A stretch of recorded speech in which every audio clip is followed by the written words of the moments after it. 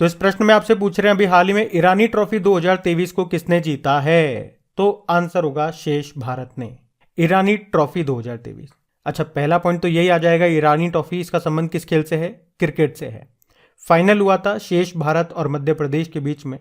शेष भारत ने जीत लिया है, उपविजेता रहा मध्य प्रदेश। और फाइनल हुआ कहां पे था? ग्वालियर के कैप्टन रूप सिंह स्टेडियम में।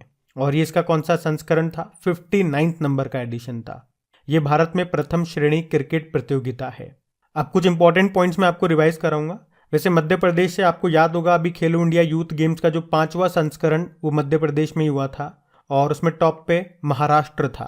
अभी आपको याद होगा हमने संतोष ट्रॉफी के बारे में पढ़ा था, 76 नंबर का एडिशन था जो कर्नाटक ने जीता मेघालय को हरा करके। संतोष ट्रॉफी का संबंध किस खेल से? फुटबॉल से है। अभी रणजी ट्रॉफी भी हमने पढ़ी थी, क्रिकेट से संबंधित है रणजी ट्रॉफी। इसको सौराष्ट्र ने जीता बंगाल को हरा करके। अच्छा, अगर मैं आपसे पूछूं अभी हॉकी मेंस वर्ल्ड कप जो अभी उड़ीसा में हुआ था, 15वां एडिशन था, उसको किसने जीता? जर्मनी ने जीता बेल्जियम को हरा करके। याद रखना अभी under 19 women's T20 world cup हुआ था, साउथ अफ्रीका में हुआ था, उसको भारत ने जीता इंग्लैंड को हरा करके। और साउथ अफ्रीका में ही अभी women's T20 cricket world cup भी हुए थे, उसको ऑस्ट्रेलिया ने जीता साउथ अफ्रीका को हरा करके। तो ये कुछ इंपॉर्टेंट खेल भी हुए हैं, इनको याद रखना। बढ़ते आगे। चलिए फिर बताइए अभी हाल ही में भारत के 81वें शतरंज ग्रैंड मास्टर कौन बने? तो आंसर होगा सयंतन दास। तो अभी सयंतन दास ये भारत के 81वें ग्रैंड मास्टर बन गए हैं। वे पश्चिम बंगाल से हैं। अच्छा, ये 81वें बने हैं, इनसे पहले 80वें नंबर के बने थे विघ्नेश NR, उनसे पहले 79 नंबर के बने थे प्रणेश M। चलिए फिर बताइए हाल ही में किसने 2023 बहरीन ग्रैंड प्रिक्स को जीत लिया है? तो आंसर होगा मैक्स वर्स्टपन ने। मैक्स वर्स्टपन ये फॉर्मूला 1 ड्राइवर हैं, ये रेडबुल कंपनी के ड्राइवर हैं और 2023 की ये पहली फॉर्मूला 1 रेस है बहरीन ग्रैंड प्री, इसको जीत लिया है मैक्स वर्स्टपन ने। अच्छा, फॉर्मूला 1 रेस से एक मोस्ट इंपॉर्टेंट प्रश्न आपका बनेगा कि अभी भारत में पहली बार जो फॉर्मूला ई रेस हुई थी कहां पे हुई थी? तो आंसर होगा हैदराबाद में। अब देखो ये 2023 की फॉर्मूला 1 रेसेस स्टार्ट हो चुकी है, एक आध महीने में एक होती रहती है, तो इनको ध्यान रखना आप। हम बढ़ते हैं आगे।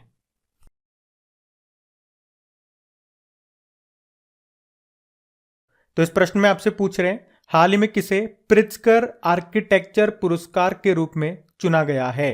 तो आंसर होगा सर डेविड एलन चिपरफील्ड को। तो नागरिक वास्तुकार, शहरी योजनाकार और कार्यकर्ता सर डेविड एलन चिपरफील्ड को प्रित्जकर आर्किटेक्चर पुरस्कार 2023 से सम्मानित किया जाएगा। ये पुरस्कार अंतर्राष्ट्रीय स्तर पर वास्तुकला के सर्वोच्च सम्मान के रूप में माना जाता है इसको। और आप वैसे जानते ही होंगे, पिछले साल अगर पूछा जाए कि पिछले साल का प्रित्जकर पुरस्कार किसे मिला था, तो किसे मिला था? और उनका नाम इंपॉर्टेंट है, फ्रांसिस कैरे को मिला था।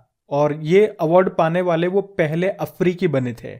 याद रखना, प्रित्जकर पुरस्कार वास्तुकला के क्षेत्र में आर्किटेक्चर का ये सर्वोच्च सम्मान होता है। और जब भी मैं आर्किटेक्ट की बात करूं तो आपके माइंड में एक भारतीय का नाम आना चाहिए। किसका नाम? बालकृष्ण विट्ठल दास दोषी का नाम, क्योंकि आर्किटेक्ट से इनका संबंध है, ये एक आर्किटेक्चर है। और क्यों इनका नाम इंपॉर्टेंट हो जाता है? 3 कारण से। एक तो 2018 में प्रित्जकर पुरस्कार पाने वाले ये पहले भारतीय थे, तो नाम इंपॉर्टेंट है। 2022 में इनको रॉयल गोल्ड मेडल अवार्ड मिला था, इसलिए नाम इंपॉर्टेंट है। और अभी 2023 में पद्म विभूषण से इनको सम्मानित किया गया, इसलिए इनका नाम इंपॉर्टेंट है। और इनका नाम ऑब्यूचरी सेक्शन में निधन वाली जब हम टॉपिक वाइज सीरीज पढ़ेंगे तो वहां पर भी इनका नाम आपको देखने को मिलेगा, क्योंकि अभी इनका निधन हो गया। तो 4 कारणों से इनका नाम न्यूज में था। बालकृष्ण विट्ठल दास दोषी इनका नाम है, तो नाम याद रखना। बाकी सिंथिया रोसेनबर्ग की बात करेंगे, नासा की जलवायु वैज्ञानिक हैं। 2022 का वर्ल्ड फूड प्राइज अवार्ड मिला था इनको। और वहीं अगर डेनिस पार्नेल सुलिवन की बात करेंगे तो एबेल पुरस्कार मिला था इन्हें 2022 का। ये अमेरिकी गणितज्ञ हैं और ये जो एबेल पुरस्कार है ये नॉर्वे सरकार के द्वारा गणित के क्षेत्र में दिया जाता है। तो ये सारे नाम इंपॉर्टेंट है आपके, इनको ध्यान रखना, क्वेश्चन मोस्ट इंपॉर्टेंट है। बढ़ते आगे। चलिए फिर बताइए हाल ही में किसने सौर ऊर्जा में, सोलर एनर्जी में सर्वश्रेष्ठ योगदान के लिए CBIP अवार्ड 2022 जीता? तो आंसर होगा भेल ने। भेल मतलब भारत हेवी इलेक्ट्रिकल्स लिमिटेड, जिसको सौर ऊर्जा में सर्वश्रेष्ठ योगदान के लिए CBIP यानी कि central board of irrigation and power award 2022 से अभी सम्मानित किया गया। ये जो CBIP पुरस्कार है ये जल, बिजली और नवीकरणीय ऊर्जा क्षेत्रों के विकास में उत्कृष्ट योगदान के लिए दिया जाता है, जो इस बार भेल को दिया गया। भेल की स्थापना होती 1956 में, नई दिल्ली में हेडक्वार्टर है और इसके अध्यक्ष कौन है? नलिन सिंघल है। चलिए फिर बताइए, हाल ही में किसे 8वें राष्ट्रीय फोटोग्राफी पुरस्कार समारोह में लाइफ टाइम अचीवमेंट अवार्ड से सम्मानित किया गया? आंसर होगा शिप्रा दास। तो सूचना एवं प्रसारण मंत्रालय की ओर से दिए गए 8वें राष्ट्रीय फोटोग्राफी पुरस्कार के तहत नए वरिष्ठ फोटो पत्रकार शिप्रा दास को लाइफ टाइम अचीवमेंट अवार्ड से सम्मानित किया गया। बाकी डॉक्टर महेंद्र कुमार मिश्रा, अभी अंतरराष्ट्रीय मातृभाषा पुरस्कार मिला था। कार्तिक सुब्रमण्यम की बात करें, नेशनल ज्योग्राफिक की पिक्चर्स ऑफ द ईयर प्रतियोगिता जीती इन्होंने अपनी तस्वीर डांस ऑफ द ईगल के लिए। और डॉक्टर पेगी मोहन, मातृभूमि बुक ऑफ द ईयर का अवार्ड इन्होंने जीता था। तो इनके नाम न्यूज में थे, ध्यान रखना। बढ़ते हैं आगे। चलिए फिर बताइए, हाल ही में एशिया प्रशांत क्षेत्र में सबसे अच्छा और सबसे स्वच्छ हवाई अड्डा किसे घोषित किया गया? तो आंसर होगा इंदिरा गांधी इंटरनेशनल एयरपोर्ट को। तो अभी ACI का फुल फॉर्म हो गया एयरपोर्ट काउंसिल इंटरनेशनल, जिसने दिल्ली के इंदिरा गांधी इंटरनेशनल एयरपोर्ट को एशिया प्रशांत क्षेत्र में सबसे अच्छा और सबसे स्वच्छ हवाई अड्डा घोषित किया है। एयरपोर्ट काउंसिल इंटरनेशनल की बात करें, स्थापना होती है 1991 में, हेडक्वार्टर मिलेगा मॉन्ट्रियल कनाडा में। अच्छा, शिवमोग्गा हवाई अड्डा न्यूज में था, अभी प्रधानमंत्री जी ने इसका उद्घाटन किया था। और इसकी खास बात क्या है, ये कमल के आकार का बना हुआ है, कर्नाटक में मिलेगा।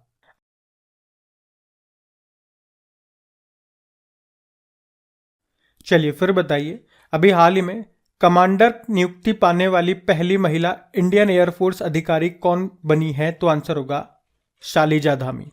और याद हो तो ये वही शालिजा धामी है जो 2019 में एयरफोर्स की पहली महिला अधिकारी बनी थी।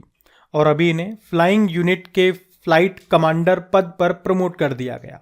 और इस तरह से वे इंडियन एयरफोर्स की फ्रंट लाइन कॉम्बैट यूनिट संभालने वाली पहली महिला बन गई हैं। सिंपल शब्दों में बताऊं तो वे फ्लाइंग यूनिट की फ्लाइट कमांडर बनने वाली देश की पहली महिला अधिकारी बन गई हैं, ये याद रखना लाइन। अभी उन्होंने हिंडन एयरबेस में चेतक हेलीकॉप्टर यूनिट के फ्लाइट कमांडर का पद संभाला है। तो इनका नाम याद रहेगा। अगर इनका नाम याद रहता है तो कुछ और इंपॉर्टेंट नाम मैं आपको रिवाइज करा रहा हूं, ध्यान से सुनना। अभी कुछ समय पहले भारतीय वायुसेना की पहली महिला अधिकारी का निधन हो गया। उनका नाम पूछा जा सकता है, विजय लक्ष्मी रमन। आपको याद है भारतीय सेना की पहली महिला लड़ाकू एविएटर कौन बनी थी? तो आंसर होगा अभिलाषा बराक। आपको याद है सुखोई लड़ाकू विमान उड़ाने वाली भारत की पहली महिला पायलट कौन बनी थी? आंसर होगा अवनी चतुर्वेदी। और अगर पूछे राफेल उड़ाने वाली पहली भारतीय महिला पायलट कौन बनी? तो शिवांगी सिंह बनी थी। वैसे हमारे एयर चीफ मार्शल कौन है? विवेक राम चौधरी है। अच्छा, अगर मैं आपसे पूछूं चलो कि भारतीय वायुसेना की पहली महिला एयर मार्शल कौन थी? तो फिर आपका उत्तर होगा पद्मावती बंदोपाध्याय। ये मोस्ट इंपॉर्टेंट क्वेश्चन रहेगा। शायद ये प्रश्न आपने कहीं पढ़ा भी नहीं होगा और किसी ने पढ़ाया भी नहीं होगा। इंपॉर्टेंट क्वेश्चन है, इसको ध्यान रखना। अब एयर चीफ मार्शल की हमने बात कर ली, तो अब आप मुझे बताओ एयरफोर्स डे कब मनाया जाता है? बाकी नेवल चीफ हमारे कौन है वर्तमान में? आर हरि कुमार। और आर्मी चीफ कौन है? मनोज पांडे है। तो ध्यान रखना ये। बढ़ते हैं आगे। चलिए फिर बताइए, अभी नेपाल के तीसरे राष्ट्रपति कौन होंगे? तो आंसर होगा रामचंद्र पौडेल। तो नेपाल में राष्ट्रपति पद के चुनाव में रामचंद्र पौडेल ने अपने प्रतिद्वंदी सुभाष चंद्र नेम्बांग को हरा करके बहुमत का आंकड़ा पार कर लिया। इसका मतलब अब वे बनेंगे नेपाल के तीसरे राष्ट्रपति। क्या नाम है? रामचंद्र पौडेल।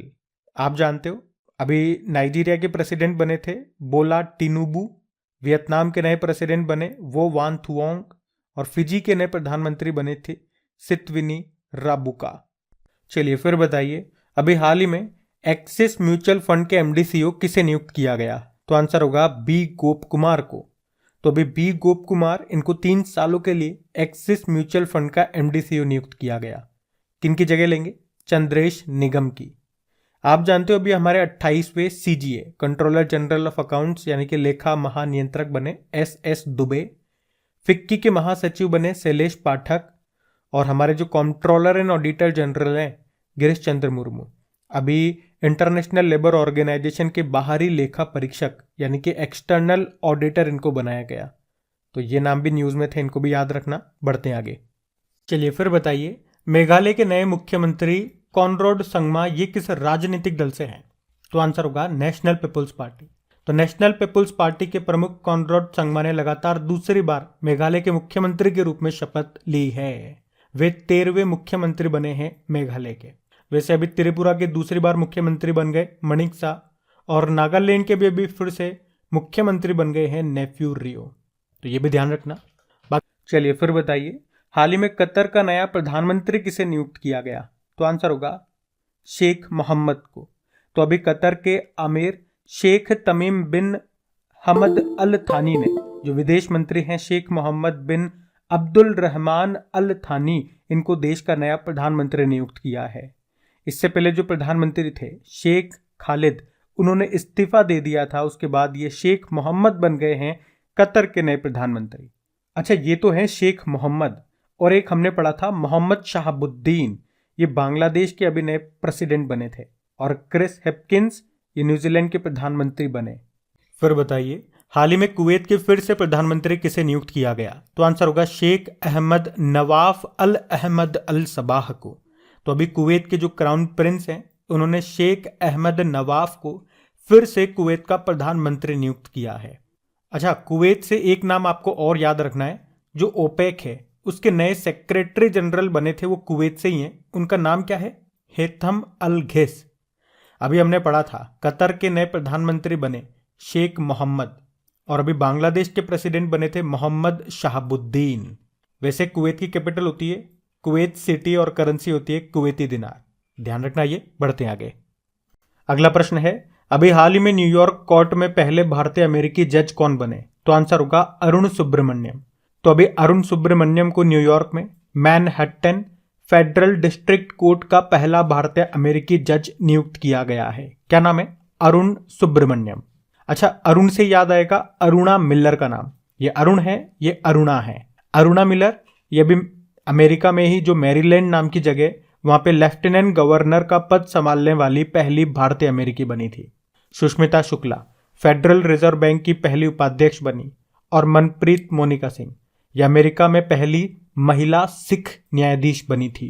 तो ये नाम भी न्यूज में थे, ध्यान रखना। बढ़ते आगे।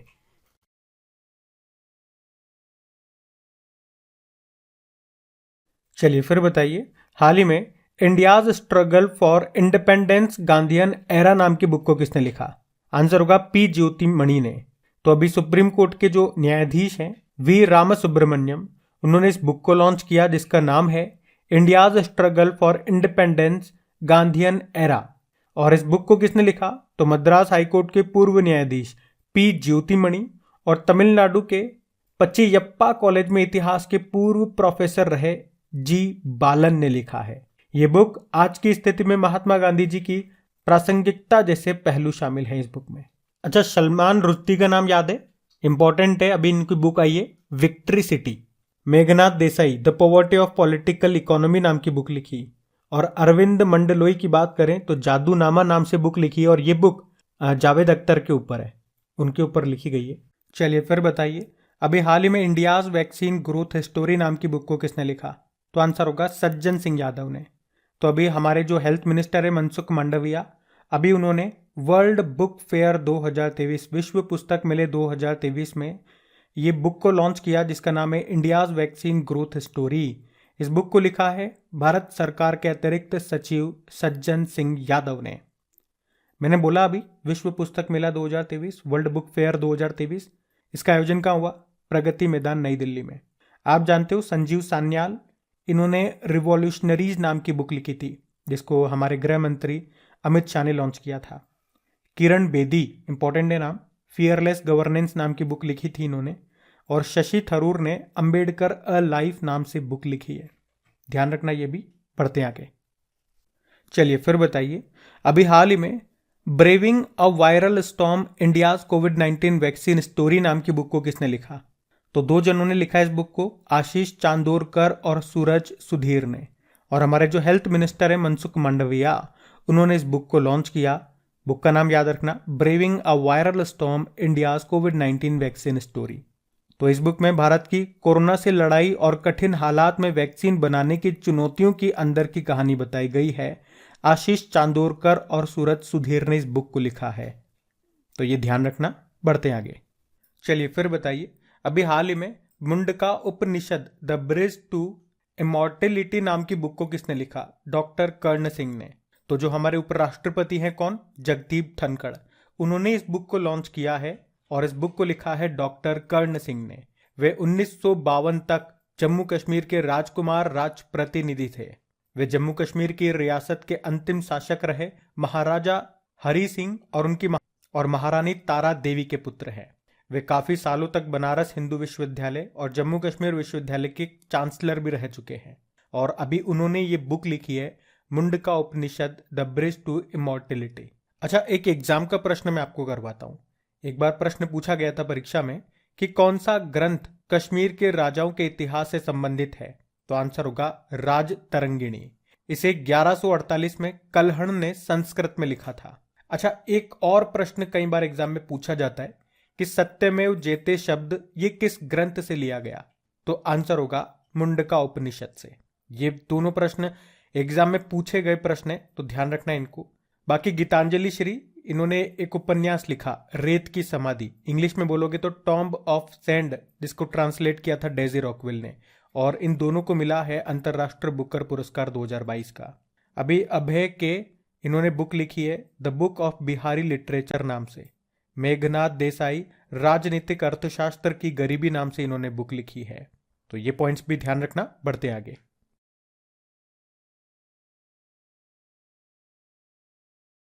चलिए फिर बताइए, हाल ही में अंतरराष्ट्रीय महिला दिवस कब मनाया गया? तो आंसर होगा 8 मार्च को। आपको पता है हम हर साल 8 मार्च को इंटरनेशनल वुमेन्स डे के रूप में मनाते हैं। और वैसे इस बार की थीम क्या है? Digital all innovation and technology for gender equality. और इस दिन को कौन मनाता है? संयुक्त राष्ट्र, यूनाइटेड नेशन। ये थीम मैंने यूनाइटेड नेशन की साइट से ही जाकर के ली है, तो कोई और गलत थीम मत पढ़ लेना। अब ये आपने पढ़ लिया अंतरराष्ट्रीय महिला दिवस, एक राष्ट्र महिला दिवस यानी कि नेशनल वुमेन्स डे भी होता है, जो हम सरोजिनी नायडू जी की जयंती को मनाते हैं। बताओ कब? तो आंसर होगा 13 फरवरी को। 13 फरवरी को वैसे रेडियो डे भी होता है। और सरोजिनी नायडू आप जानते हो ये भारत की पहली महिला गवर्नर थी। कहाँ की? उत्तर प्रदेश की। और वैसे हमारी पहली महिला मुख्यमंत्री कौन थी? सुचेता कृपलानी थी। चलिए फिर बताइए, हाल ही में नो स्मोकिंग डे कब मनाया गया? तो आंसर होगा 8 मार्च को। तो याद रखना, ये जो नो स्मोकिंग डे है यह हर साल मार्च के दूसरे बुधवार को मनाया जाता है। तो इस साल हम इसे 8 मार्च को मना रहे हैं। थीम क्या है? धूम्रपान बंद करने से आपके मस्तिष्क के स्वास्थ्य में सुधार होता है, ये इसकी थीम है इस बार की। और आप जानते हो न्यूजीलैंड सरकार ने धूम्रपान पर प्रतिबंध लगाने के लिए दुनिया का पहला तंबाकू कानून अभी पारित किया था। और अगर मैं आपसे पूछूं देश का पहला एलपीजी सक्षम और धूम्रपान मुक्त राज्य कौन सा बन गया? तो हिमाचल प्रदेश बन गया। तो इस प्रश्न में आपसे पूछ रहे हाल ही में अंतरराष्ट्रीय महिला न्यायाधीश दिवस ये कब मनाया गया? तो आंसर होगा 10 मार्च को। एक्चुअली में हर साल 10 मार्च को ये अंतरराष्ट्रीय महिला न्यायाधीश दिवस के रूप में मनाया जाता है। ये उन महिला न्यायाधीशों को सम्मानित करने के लिए मनाया जाता है जिन्होंने सामाजिक अन्याय के खिलाफ की गई लड़ाई में नेतृत्व किया हो। और पिछले साल 2022 में ही इस दिन को हमने पहली बार मनाया, मतलब ये इस बार इसका दूसरा संस्करण है, तो ये आप ध्यान रखेंगे। चलिए फिर बताइए, अभी हाल में विश्व किडनी दिवस कब मनाया गया? तो आंसर होगा 9 मार्च को। तो हर साल मार्च के दूसरे गुरुवार को ये वर्ल्ड किडनी डे के रूप में मनाया जाता है, तो इस बार हम इसे 9 मार्च को मना रहे हैं। और इस बार की थीम क्या है? सभी के लिए किडनी स्वास्थ्य, अप्रत्याशित के लिए तैयारी, कमजोर लोगों का समर्थन। अच्छा, यहाँ पे 2 प्रश्न मैं आपसे पूछूंगा। पहले मुझे बताओ, पृथ्वी के फेफड़े यानी कि लंग्स ऑफ अर्थ ये किसे कहा जाता है? और पृथ्वी की किडनी ये किसे कहा जाता है?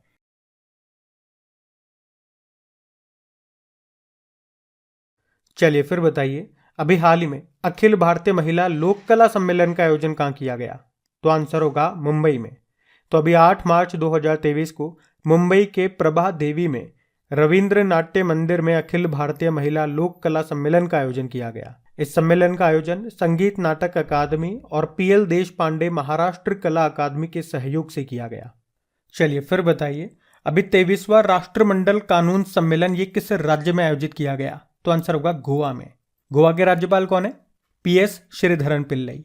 अभी इन्होंने 6 मार्च 2023 को कैपिटल पणजी में, गोवा की कैपिटल पणजी में अभी 23वें राष्ट्रमंडल कानून सम्मेलन का उद्घाटन किया। चलिए फिर बताइए, हाल ही में बिम्स्टेक की 19वीं मंत्री स्तरीय बैठक की अध्यक्षता ये किस देश ने की? तो आंसर होगा थाईलैंड। तो अभी 9 मार्च को बिम्स्टेक की 19वीं मंत्री स्तरीय बैठक की अध्यक्षता ये थाईलैंड में की गई और इस बैठक की अध्यक्षता की है थाईलैंड के उप प्रधानमंत्री डॉन प्रमुदविनई ने। इसमें भारत की तरफ से हमारे जो विदेश राज्य मंत्री हैं राजकुमार रंजन सिंह, उन्होंने हिस्सा लिया। बिम्स्टेक की बात करें, बिम्स्टेक मतलब होता है Bay of Bengal initiative for multi sectoral technical and economic cooperation. स्थापना होती है 1997 में। हेडक्वार्टर मिलेगा ढाका बांग्लादेश में। महासचिव हैं भूटान के तेनजिन लेकफेल और इसके 7 एशियाई सदस्य देश हैं, बांग्लादेश, भूटान, इंडिया, म्यांमार, नेपाल, श्रीलंका और थाईलैंड। तो ये पॉइंट ध्यान रखना। बढ़ते हैं आगे। चलिए फिर बताइए, हाल ही में 5वां आसियान भारत व्यापार सम्मेलन 2023 कहाँ हुआ? तो आंसर होगा कुआलालंपुर में। तो अभी 6 मार्च को मलेशिया की कैपिटल कुआलालंपुर है जहां पे 5वां आसियान भारत व्यापार शिखर सम्मेलन का आयोजन किया गया। अच्छा, आसियान की बात करते हैं। देखो, आसियान ये दक्षिण पूर्व एशिया में 10 सदस्य देशों का एक राजनीतिक और आर्थिक संघ है जिसकी स्थापना होती है 1967 में। मुख्यालय आपको मिलेगा इंडोनेशिया जकार्ता में। वैसे फुल फॉर्म क्या होती है इसकी? Association of south east Asian nation. क्या भारत इसका सदस्य देश है? नहीं। अच्छा, 10 सदस्य देश कौन कौन से हैं? Brunei, Cambodia, Indonesia, Laos, Malaysia, Myanmar, Philippines, Singapore, Thailand और वियतनाम। अब एक करंट अफेयर्स का प्रश्न पूछूं आपसे, अभी इसका 11वां सदस्य देश बना है, उसका नाम क्या है? तो आंसर होगा तिमोर लेस्ते, या उसे आप पूर्वी तिमोर भी बोल सकते हो। और आसियान की जो चेयरमैनशिप है या आसियान की जो अध्यक्षता है 2022 में कंबोडिया के पास थी, 2023 में इंडोनेशिया के पास है। ये भी ध्यान रखना पॉइंट। और अभी 2022 में पहले आसियान भारत स्टार्टअप महोत्सव का आयोजन कहाँ हुआ था? इंडोनेशिया में। और 2022 को आसियान भारत मैत्री वर्ष भी घोषित किया गया था। अच्छा, कुआलालंपुर ये किसकी कैपिटल है? मलेशिया की। मलेशिया की करेंसी क्या होती है? मलेशियाई रिंगिट होती है। तो आसियान से संबंधित ये सारे पॉइंट्स आप याद रखना। हम बढ़ते हैं आगे।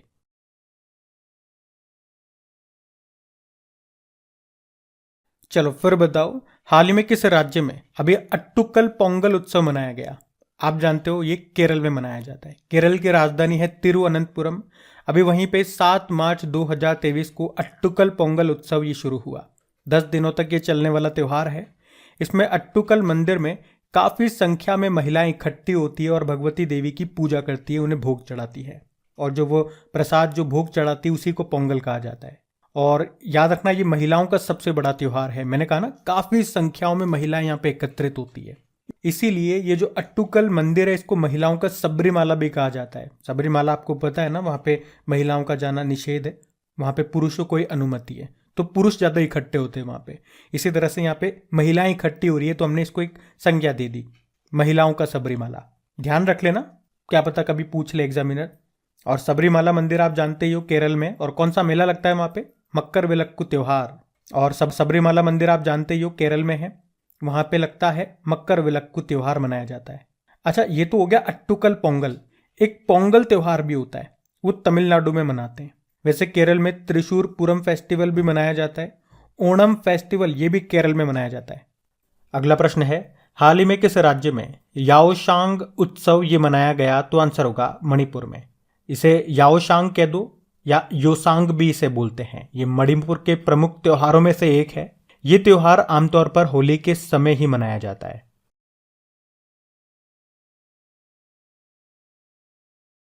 चलिए फिर बताइए, अभी हाल ही में किस राज्य के मुख्यमंत्री ने एकल महिलाओं के लिए स्वरोजगार योजना शुरू करने की घोषणा की? तो आंसर होगा उत्तराखंड। तो अभी उत्तराखंड के जो मुख्यमंत्री हैं पुष्कर सिंह धामी, उन्होंने महिला सशक्तिकरण को बढ़ावा देने के लिए अभी स्वरोजगार योजना को शुरू करने की घोषणा की है। इसमें क्या होगा? लाभार्थी महिलाओं को 1 लाख रुपए तक के प्रोजेक्ट पर 50% तक का अनुदान दिया जाएगा। चलिए फिर बताइए, अभी हाल ही में किस संगठन के सहयोग से बॉम्बे स्टॉक एक्सचेंज के द्वारा फिन एम पावर कार्यक्रम शुरू किया गया? तो आंसर होगा संयुक्त राष्ट्र महिला। तो अभी बॉम्बे स्टॉक एक्सचेंज और यूनाइटेड नेशन वुमेन्स इंडिया ने एक नया कार्यक्रम जिसका नाम है फिन एम पावर, इसको लॉन्च किया, इसको शुरू किया। तो ये वित्तीय सुरक्षा के प्रति महिलाओं को सशक्त बनाने के लिए एक कार्यक्रम है।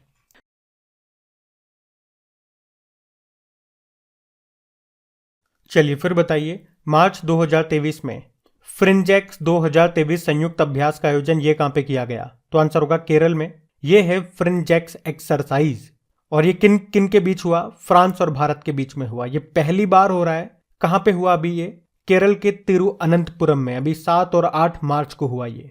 और ये पहली बार हुआ है ना, इसलिए ये इंपॉर्टेंट है। वैसे इसी साल अभी हमने फ्रांस के साथ वरुण एक्सरसाइज भी किया था पश्चिमी समुद्री तट पर। अच्छा, वैसे फ्रांस के साथ हम कौन कौन सी एक्सरसाइज करते हैं? वरुण करते हैं, गरुड़ करते हैं और शक्ति नाम की एक्सरसाइज। एक डेजर्ट नाइट नाम की एक्सरसाइज भी हमने की है फ्रांस के साथ। अच्छा, वैसे गरुड़ शक्ति नाम की एक्सरसाइज किसके साथ करते हैं? इंडोनेशिया के साथ करते हैं।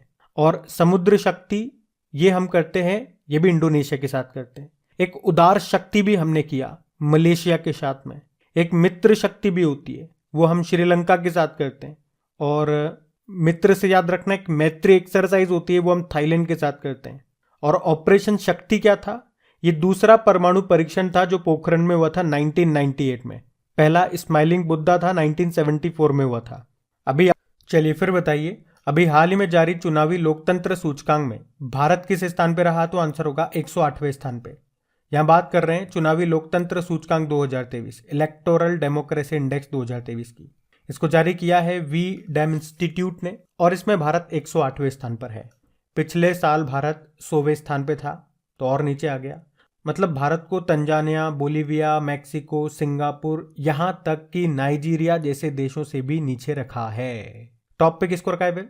टॉप पे डेनमार्क है, सेकंड नंबर पे स्वीडन है और तीसरे पे है नॉर्वे।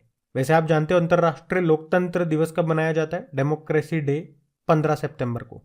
चलिए फिर बताइए, हाल ही में आरबीआई ने प्रत्येक नागरिक को डिजिटल भुगतान का उपयोगकर्ता बनाने के लिए कौन सा मिशन शुरू किया? तो आंसर होगा हर पेमेंट डिजिटल। तो आरबीआई के अनुसार आबादी का एक महत्वपूर्ण हिस्सा आज भी दिन प्रतिदिन के लेन देन के लिए डिजिटल भुगतान का उपयोग नहीं करता। तो इसी अंतर को खत्म करने के लिए अभी आरबीआई के जो गवर्नर है वर्तमान में, शक्तिकांत दास, उन्होंने डिजिटल भुगतान जागरूकता सप्ताह 2023 के हिस्से के रूप में देश के हर नागरिक को डिजिटल भुगतान का उपयोगकर्ता बनाने के उद्देश्य से एक मिशन शुरू किया, एक अभियान शुरू किया। उसी का नाम है हर पेमेंट डिजिटल, जिसकी थीम क्या रखी गई है? डिजिटल भुगतान को अपनाएं और दूसरों को भी सिखाएं। और ये जो अभियान है, ये जो मिशन है, ये विजन 2025 तक चलेगा। वैसे विजन 2025 की भी थीम है हर किसी के लिए, हर जगह और हर समय के लिए ई भुगतान। देखो, आरबीआई की बात करते हैं। स्थापना होती है 1 अप्रैल 1935 में, मुंबई में हेडक्वार्टर है। और आरबीआई की स्थापना किस समिति की सिफारिश पे होती है? यंग हिल्टन आयोग। राष्ट्रीयकरण हुआ था इसका 1 जनवरी 1949 को। गवर्नर आपने कहा शक्तिकांत दास हैं, 25वें नंबर के हैं। वैसे इसके पहले गवर्नर अगर पूछें, पहले ब्रिटिश गवर्नर तो ऑसबॉर्न स्मिथ थे, पहले इंडियन गवर्नर थे सीडी देशमुख। अच्छा, यहां से एक करंट अफेयर्स का प्रश्न मैं आपसे पूछता हूं। अभी मुंबई के चर्च गेट रेलवे स्टेशन का नाम किन के नाम पे रखा गया था? इन्हीं के नाम पे, सीडी देशमुख, जो कि आरबीआई के पहले इंडियन गवर्नर थे। ये इंपॉर्टेंट क्वेश्चन है आपका।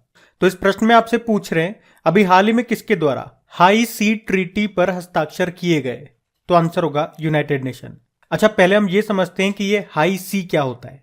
और अगर मैं आपको सिंपल शब्दों में समझाऊं तो समुद्र का वो हिस्सा जो किसी भी देश के अधिकार क्षेत्र में नहीं आता, उसे हम सिंपल कहेंगे हाई सी। और इस तरह का ये जो क्षेत्र है, ये सभी देशों के लिए खुला हुआ है क्योंकि इस पे किसी का एकाधिकार नहीं है। अब यहां पे एक समस्या भी है, जब इस पे किसी एक देश का अधिकार नहीं है तो वहां के जो समुद्री जीव है, जो जैव विविधता है, बायोडाइवर्सिटी है, उनके संरक्षण को लेकर के कोई भी सिस्टम नहीं है, कोई भी कानून नहीं है। जैसे कि मान लो ऐसे समझो, आपके घर पे आपका अधिकार है तो उस पे आपका कानून चलेगा कि घर पे क्या क्या सिस्टम होना चाहिए, उसे साफ कैसे रखना है, इसे स्वच्छ रखना है। लेकिन जो आपके एरिया के पार्क हो गए, जो आपके रोड हो गए, उस पे तो आपका एकाधिकार नहीं है ना, उस पे तो आपका कानून नहीं चलेगा। तो उसे आप साफ भी नहीं रखोगे, स्वच्छ भी नहीं रखोगे, जैसे अपना घर रखते हो वैसे तो नहीं रखोगे।